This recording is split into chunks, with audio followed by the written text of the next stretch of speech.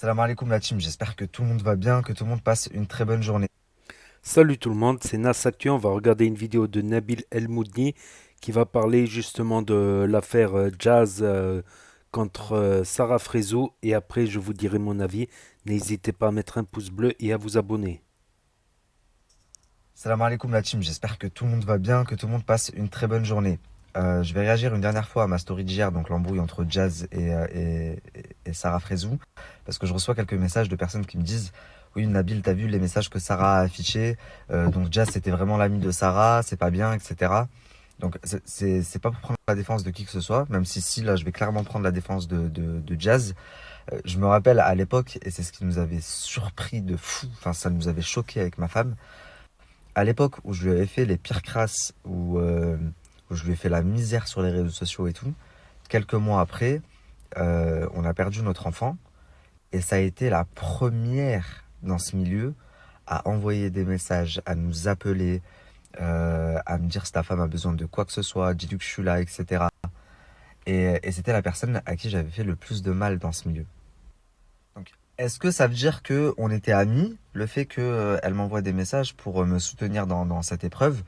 Je ne pense pas, au vu du passé qu'on avait, c'était tout récent. Mais par contre, ça veut juste dire que c'est quelqu'un de très humain et quand je vous dis moi à plusieurs reprises, cette personne-là, son cœur il est blanc, c'est une des meilleures personnes dans ce milieu, je le dis et je le répète, bah, c'est en partie pour ça. Elle n'a pas agi comme ça parce que elle avait peur de Nabil El Moudni et donc elle m'a envoyé un message. Elle aurait pu faire comme tout le monde et faire la morte, hein. Il y en a pas beaucoup qui m'ont envoyé des messages pour me soutenir. Elle l'a fait parce que ça l'a touchée.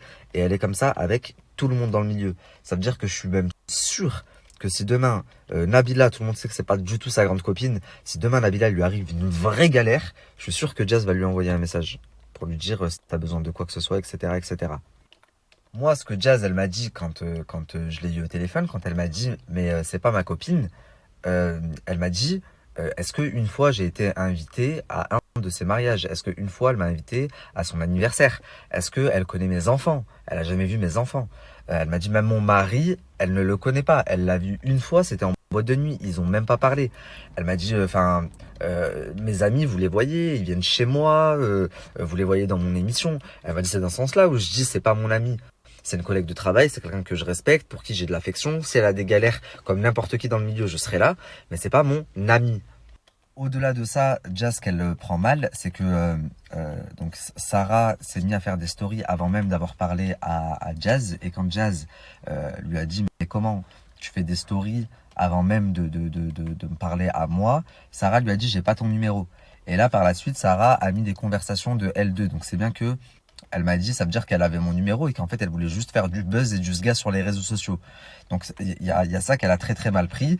Et aussi le fait que Ahmed aurait parlé à la JLC en leur expliquant que à l'époque, Sarah critiquait beaucoup les enfants de Jazz, notamment Kaden, qui regardait toutes les stories de Jazz et qu'elle critiquait Kaden en disant qu'il est moche, etc., etc.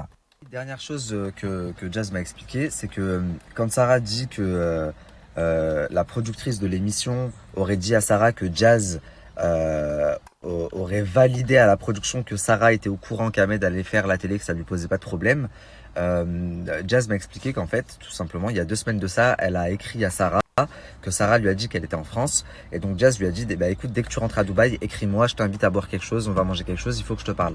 Et que c'était justement pour lui annoncer la venue de Ahmed dans la nouvelle émission. Bref, entre nous, et ça c'est mon avis personnel, je trouve que on tape quand même beaucoup sur Jazz, Jazz, Jazz, Jazz, Jazz, alors que c'est Laurent qui a choisi Ahmed.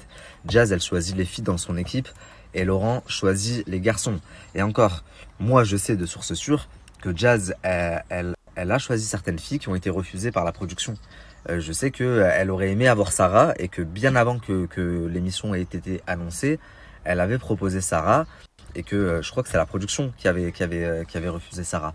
De même que, pareil pour d'autres candidats, elle avait demandé d'autres candidats et que ça a été refusé. Donc, je comprends pas pourquoi s'en prendre à Jazz. Jazz, c'était mon ami, sachant que elle a pas non plus 100% du pouvoir là-dessus. Voilà, et ce qui m'a aussi choqué, je vais vous le dire, c'est que j'ai entendu de mes oreilles euh, une conversation donc entre Jazz et Sarah, un appel qui a été enregistré.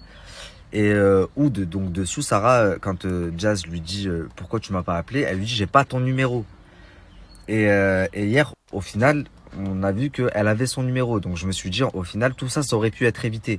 Mais je l'ai dit à Sarah, je vous le dis à vous, je l'ai dit aussi à Sarah. J'ai dit, au final, tu avais son numéro. Elle m'a dit, oui, mais quand la productrice, elle me dit ça, c'est en fait sur le coup de l'énervement, je pense qu'elle a vraiment mal fait les choses. Aujourd'hui, j'espère vraiment que ça va s'arranger cette histoire. En tout cas, moi, je vais tout faire pour. Je pourrais, si je veux, si j'étais un mauvais blogueur, là, j'engrainerais les deux pour avoir un max de contenu. Et je vous fais carrément une émission là-dessus. J'appelle Jazz en visio, je fais venir Sarah, machin. Mais moi, ce que je veux, c'est en plus en ce mois de Ramadan, essayer que ça s'arrange. Ça sert à rien. De base, c'est des meufs, elles s'apprécient plutôt pas mal. Donc, Le process de création d'entreprise avec Kanto et les là-dessus. J'appelle Jazz en visio. Donc voilà, c'était une petite mise au point par rapport à... Voilà, Sarah avait dit, ben non, regarde, on se contacte, on est amis et tout ça. Mais d'un autre côté, ils ont raison. Parler avec des gens, ça veut pas dire forcément amitié. On en parlait même quand on était jeune. On connaît tout le monde, mais on n'est pas amis avec tout le monde non plus. On connaît tout le monde, salut, bonjour. Par exemple, tu connais l'épicier, bonjour, au revoir. Tu connais un tel, bonjour.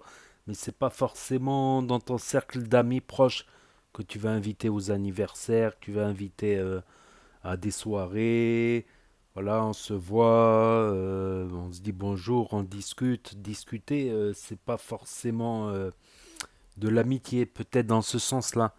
Parce que effectivement, pour un cadre juridique, juridictionnel, voilà, un mensonge peut être très mal pris, que ce soit de, de la plaignante ou de la partie qui se défend. Euh, mais bon, on va dire ça peut être pris dans ce sens-là. On n'est pas amis proches, voilà. On est des connaissances, on se contacte, on s'écrit, des trucs comme ça. Donc là, franchement, c'est parti pour en embrouille. Et comme j'avais dit dans l'autre vidéo précédente à propos de Marc Blatta, Nabil El Moudni, euh, là, Sarah Frézou, elle part en conflit avec la JLC Family parce qu'ils prennent Ahmed Taï dans leur prochaine série télévisée, dans leur prochain sitcom. Pas sitcom, je dirais télé-réalité. Voilà, dans la guerre des couples, un truc comme ça, je sais plus trop quoi. Ça va être une très très très grosse production. Et là, Sarah, elle n'en peut plus, mais Sarah, là, elle ne peut en vouloir qu'à elle-même. C'est elle qui a mis en avant son ex-mari. C'est elle qui l'a fait rentrer en télé-réalité. C'était quoi déjà la bataille des couples ou je sais pas quoi. Donc, c'est elle qui l'a mis dans la télé-réalité, c'est normal que les autres productions de télé-réalité peuvent s'intéresser ou pas à lui. Là c'est le cas, vu qu'il a fait un couple presque parfait ensuite, et là, il est en train de faire son troisième. Il est prêt, il est en casting, voilà, pour faire une troisième télé. Une troisième télé. Donc, elle peut s'en vouloir qu'à elle-même. C'est peut-être pour ça qu'elle cache beaucoup son nouveau copain. On l'a jamais vu, on l'a vu juste de dos, on a vu juste l'arrière de son crâne, c'est tout ce qu'on a vu. On sait juste la coupe qu'il a. Voilà. Et c'est ça, comme j'avais dit dans l'autre vidéo, c'est ça le problème des célébrités. C'est toujours des célébrités, quand ils veulent se marier, se mettre en couple, ils se demandent toujours est-ce que c'est pour moi, est-ce que c'est pour le succès, est-ce que c'est pour l'argent. Encore un riche qui est pas célèbre, il peut se faire passer pour un pauvre longtemps. Tu vas pas pour un pauvre, mais pour quelqu'un de pas riche longtemps. Mais pour quelqu'un qui est une célébrité, voilà, tout le monde le connaît, tu vois. Même si certaines célébrités, ils peuvent rencontrer des gens qui ne les connaissent pas, même s'ils sont célèbres. Mais au bout de 5 minutes dans la rue, quand tu vois tous les gens qui s'arrêtent pour faire un selfie avec toi, ça met la puce à l'oreille. Ils se disent, ah, peut-être qu'il est connu. Il y a plein de gens qui s'arrêtent dans la rue, des inconnus, pour prendre des selfies avec lui ou avec elle. Donc ça, c'est un très très gros problème des influenceurs, des célébrités quand ils veulent refaire leur vie, à moins qu'ils se mettent entre célébrités. Ça arrive, il y a beaucoup de couples qui sont tous les deux célèbres, mais tu as toujours un qui domine l'autre, on va dire, qui est un peu plus célèbre que l'autre. Et c'est souvent les femmes, des fois, qui portent la ceinture dans ces cas-là. Voilà, c'était une petite vidéo voilà, où je réagis. N'hésitez pas à me dire ce que vous en pensez dans les commentaires, à mettre un pouce bleu, à vous abonner, à cliquer sur la cloche. Et je vous dis à très bientôt pour de nouvelles vidéos. Merci d'avoir regardé. C'était Nas Actu, premier sur les actus. Là-dessus. J'appelle Jazz en visio, je fais venir Sarah, machin. Mais moi, ce que je veux, c'est, en plus, en ce mois de Ramadan, essayer que ça s'arrange. Ça sert à rien. De base, c'est des meufs, elles s'apprécient plutôt pas mal. Donc,